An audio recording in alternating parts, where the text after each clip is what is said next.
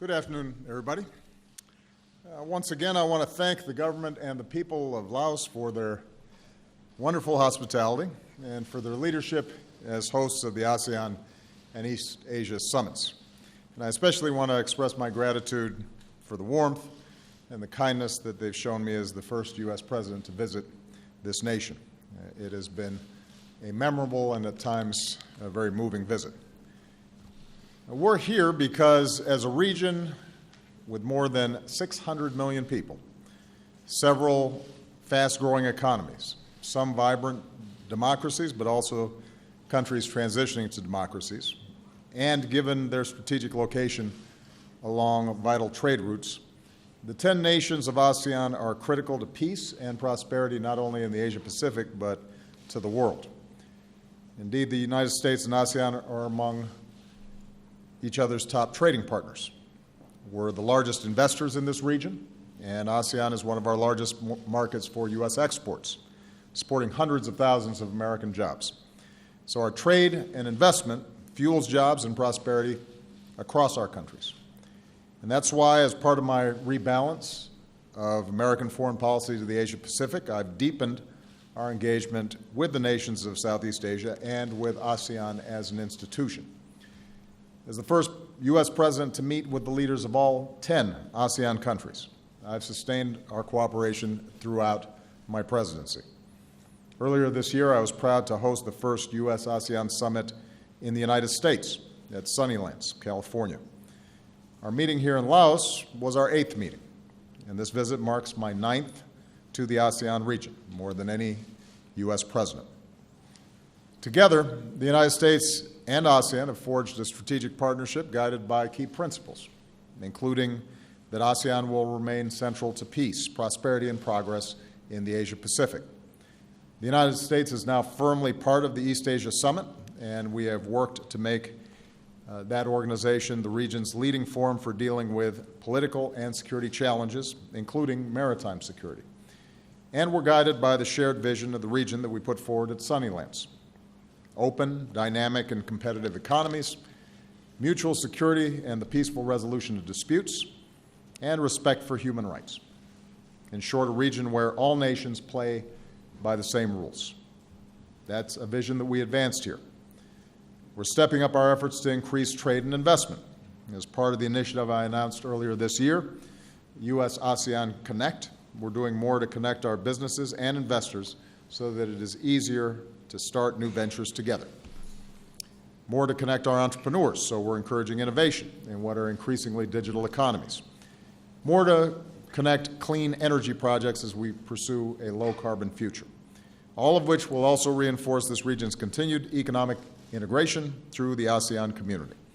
And given that 4 ASEAN nations are also part of the Trans-Pacific Partnership, I reiterated that I am determined to do everything I can to encourage the U.S. Congress to approve TPP before I leave office. With regard to security, our nations reaffirmed our commitment to a regional order where international rules and norms are upheld and where disagreements are resolved peacefully. There was recognition of the importance of the international arbitration ruling in July, which is legal and binding, and which clarified maritime claims by the Philippines and China in the South China Sea. We discussed the importance of claimants adhering to steps to which they've already agreed, including respecting international law, not militarizing disputed areas, and not occupying uninhabited islands, reefs, and shoals. And I reiterated that the United States will stand with allies and partners in upholding fundamental interests, among them the freedom of navigation and overflight, lawful commerce that is not impeded, and peaceful resolution of disputes. The United States and ASEAN also continue to deepen our cooperation on transnational challenges. We discussed the importance of continuing to share information to prevent terrorism and the flow of foreign fighters. Given the threat of climate change to all our nations, especially countries in this region, we agreed on the importance of bringing the Paris Agreement into force as soon as possible. We agreed to cooperation in the fight against human trafficking, including sharing more information on smugglers, closer law enforcement cooperation, and more support for victims. And at the East Asia Summit, our 18 nations expressed our grave concern about North Korea's provocative missile launches, highlighted the threat posed by its nuclear and ballistic missile programs, and called on North Korea to uphold its international obligations.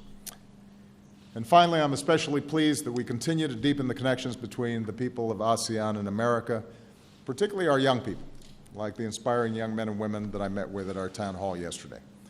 Our Young Southeast Asian Leaders Initiative is now then 100,000 strong.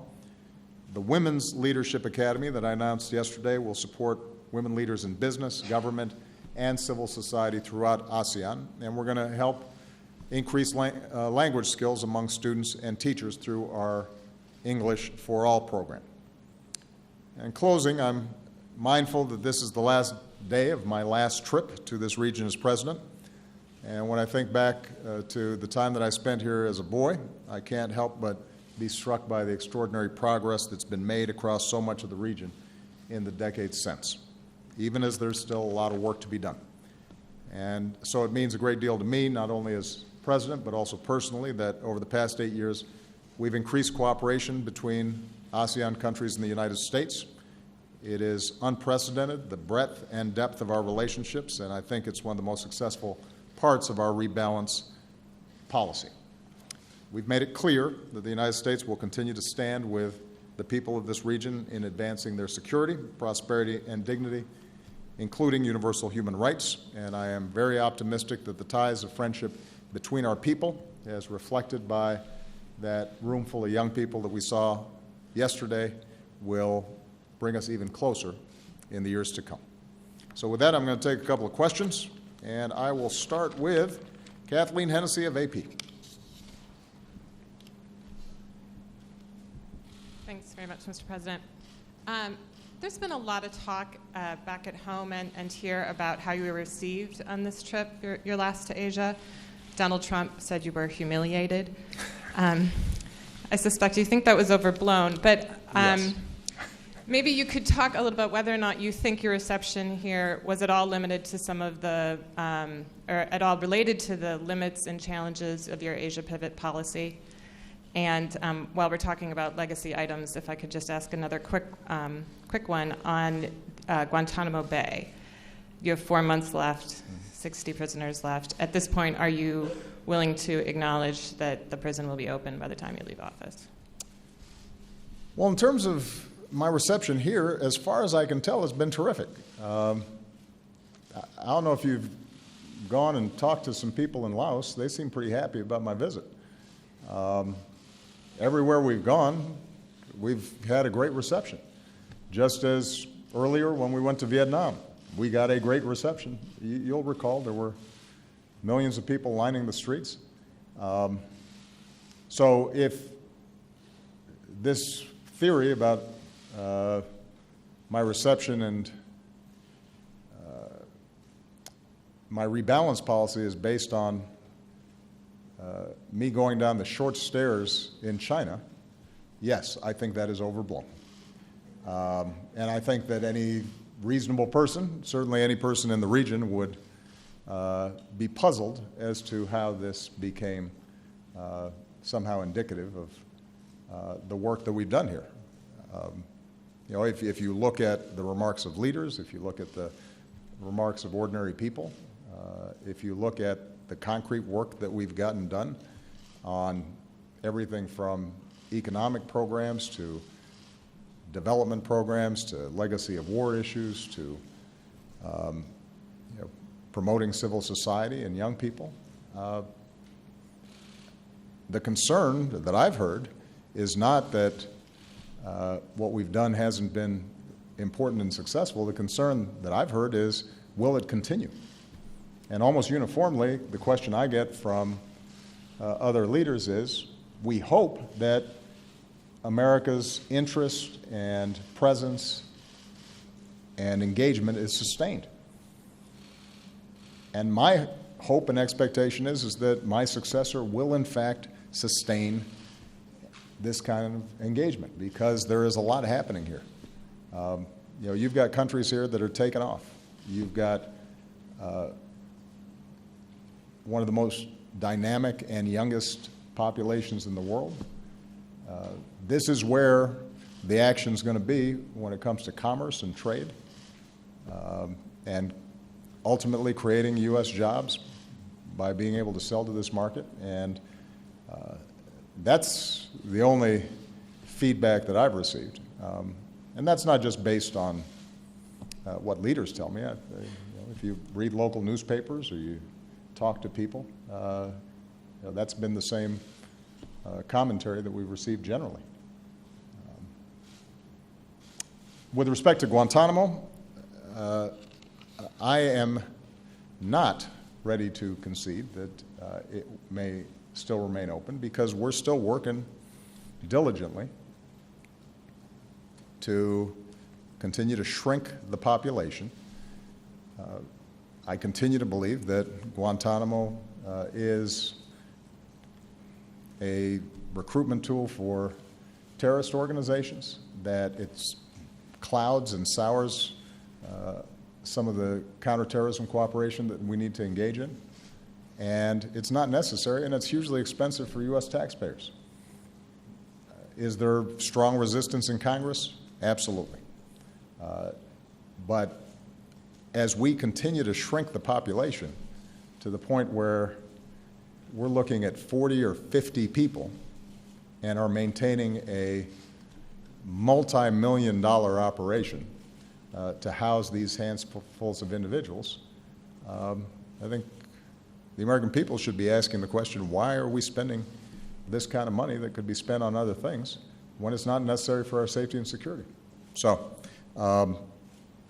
there's no doubt that because of the politics in Congress right now, it is a tough road to hoe. But, I expect to work really hard over the next 4 months, 5 months, 4.5 months. Margaret Brennan. Thank you, Mr. President. Can you tell us if last night Philippine President Duterte offered his apology to you, and if you said to him the U.S. will continue to help the Philippines push back against China?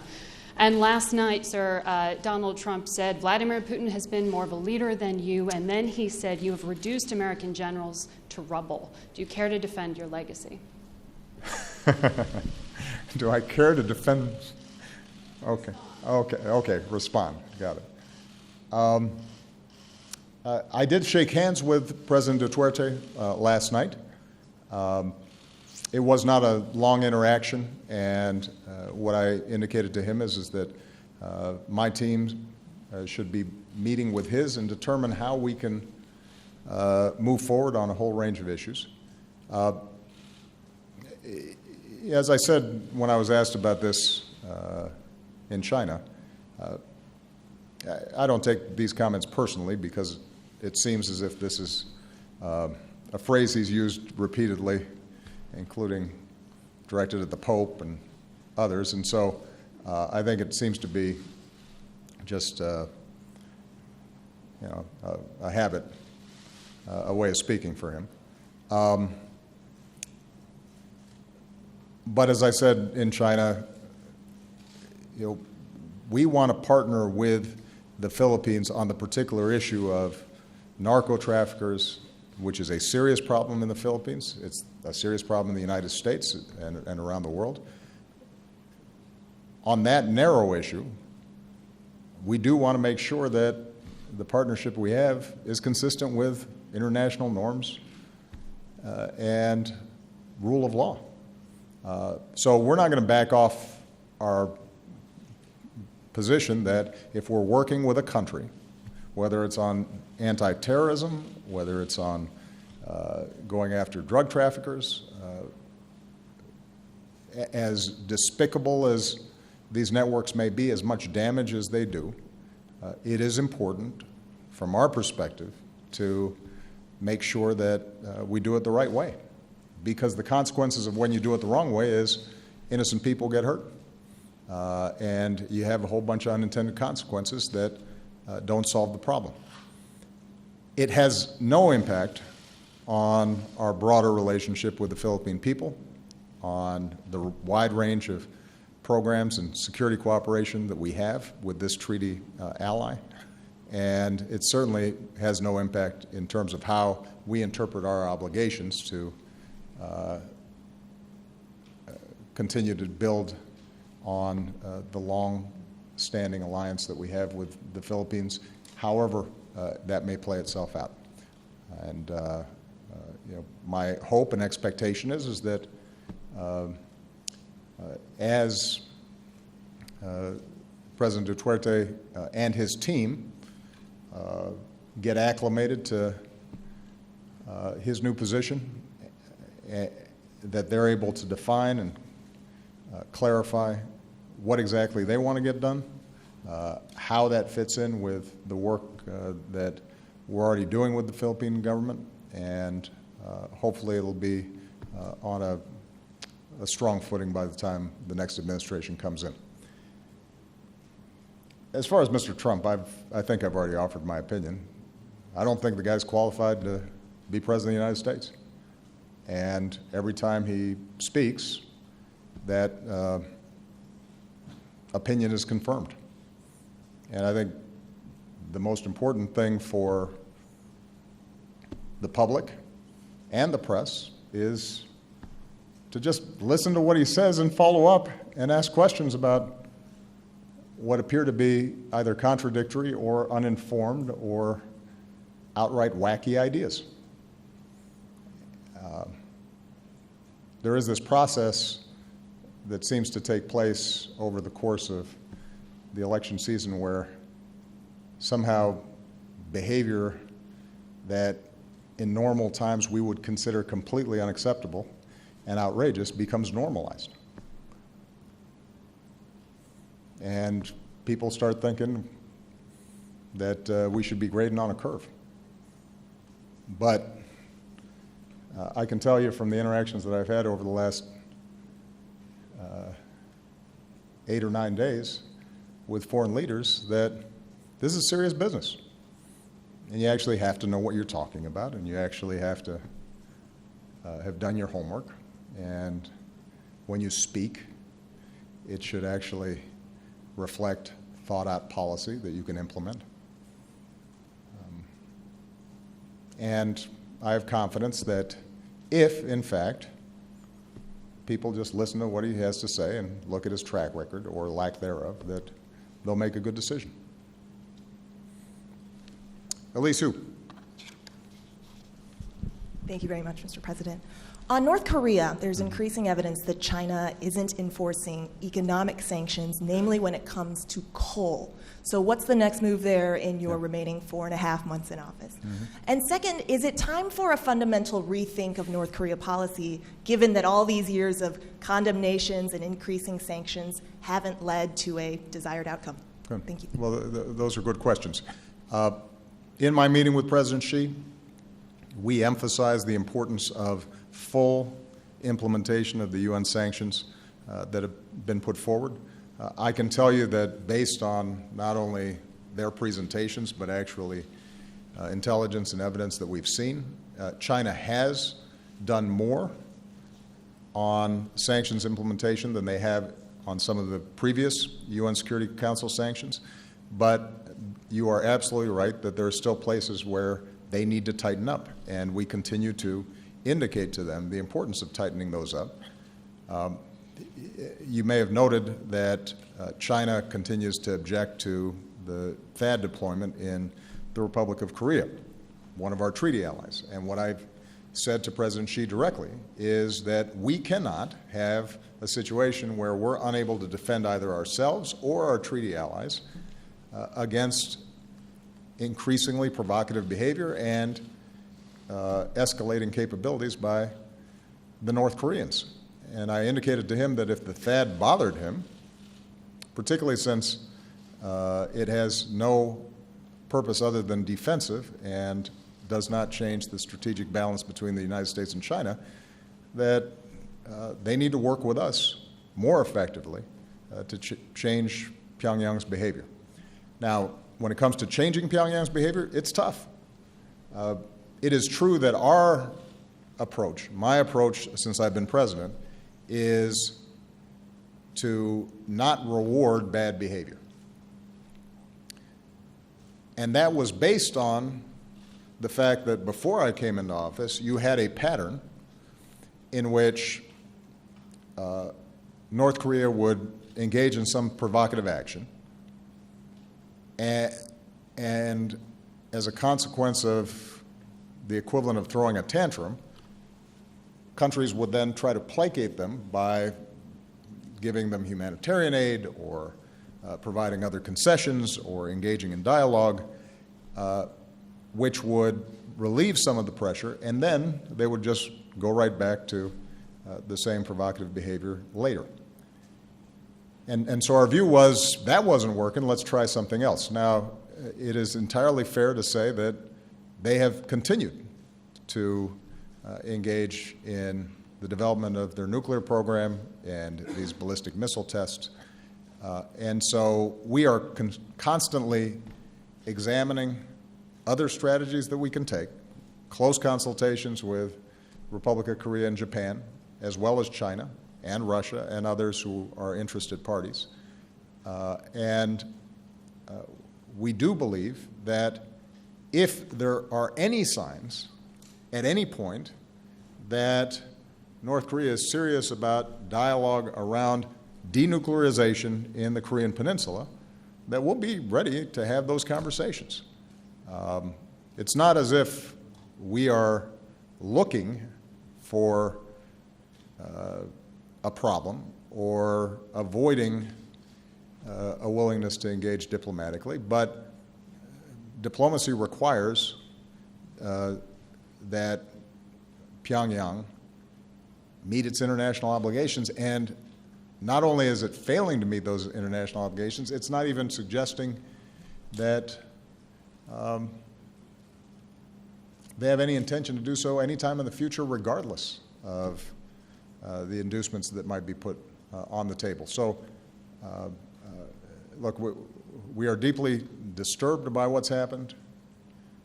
We are going to make sure that we put our defensive measures in place so that America's protected, our allies are protected. We will continue to put some of the toughest pressure that North Korea has ever been under as a consequence of this behavior. Can I guarantee that it works? No. But it is the best options that we have available to us right now, and we will continue to explore, with all parties involved, including China, other potential means by which we can bring about a change in behavior. Bob Woodard. Thank you, Mr. President. First of all, I just want to let you know that this is going to be more of a personal question for you. We are almost the same exact age, born in August 1961, but I'm 2 weeks younger than you. You know, I noticed that when we were in the gym together, you were working out a little harder than me. So those 2 weeks clearly are making a difference. But I want to ask you about some of your thoughts all those years ago, since we were living in those days of the Vietnam era. What were your thoughts about Vietnam, the war at that time, and certainly as time went on, but more importantly about the secret war, when you found out about that, and also as time went by? Given what you learned about that and what you see now and what you witnessed when you're here, do you think you should apologize fully to the country of Laos? And one other very important thing, too, is for those American veterans who did serve in the secret war, those that are special ops, CIA, certainly, pilots that dropped the bombs, those are the ones that targeted known enemies in a war they did not create. Would you be comfortable in Laos calling them heroes, as we do with those that served in Iraq and Afghanistan? Well, because we're the same age, you'll recall that sort of at the peak of the war, we were still too young, I think, to fully understand the scope of what was taking place. It was the tail end of the war where we're entering high school and starting to understand the meaning of it. But at that point, it was, I think the debate had raged.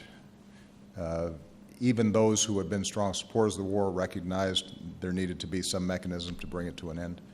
And so I can't say that I was so precocious that I had deep thoughts about it at the time, other than the images that we all saw on television. Standing here now, in retrospect, I think What I can say is that the United States was on the right side of history when it came to the Cold War.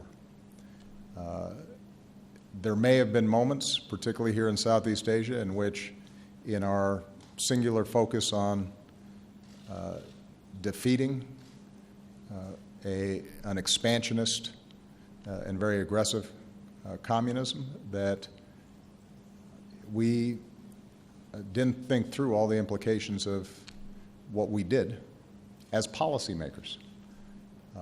And certainly, when you see the dropping of cluster bombs, trying to figure out how that was going to be effective, particularly since part of the job was to win over hearts and minds, how that was going to work. I think with the benefit of hindsight, we'd have to say that a lot of those consequences were not ones that necessarily served our interests. Having said that, I've said this before, regardless of what happens in the White House and decisions made by policymakers, when our men and women in uniform go into action and put their lives on the line and are carrying out their duty, my attitude is they're always heroes, because they are saying that I am willing to do whatever it takes, what my commander-in-chief has ordered, in order to keep the American people safe. And by definition, their job is to put their lives on the line and make sacrifices, both seen and unseen, that have long-standing ramifications. And that act of sacrifice is heroic. And one of the things that when I think about in terms of legacy, and I reflect back on my presidency as it comes to an end, is the degree to which I came in respecting and honoring our men and women in uniform. I leave here even more in awe of what they do. And it also is one of the reasons why I take so seriously the decisions I make about war and peace. Because I know whatever decision I make, there are men and women out there who will carry out my decision, even if they think it's wrong, even if they didn't vote for me, even if they have completely different ideas about what's required for our national security. That's heroism, that's service, that's the definition of it. And that puts a special burden on the occupant of my office to get it right, or at least as right as you can. And hopefully, when people look back 20 years from now or 30 years from now at the decisions I made, they'll be able to say that he did pretty good. All right? Thank you very much, everybody. Let's go home.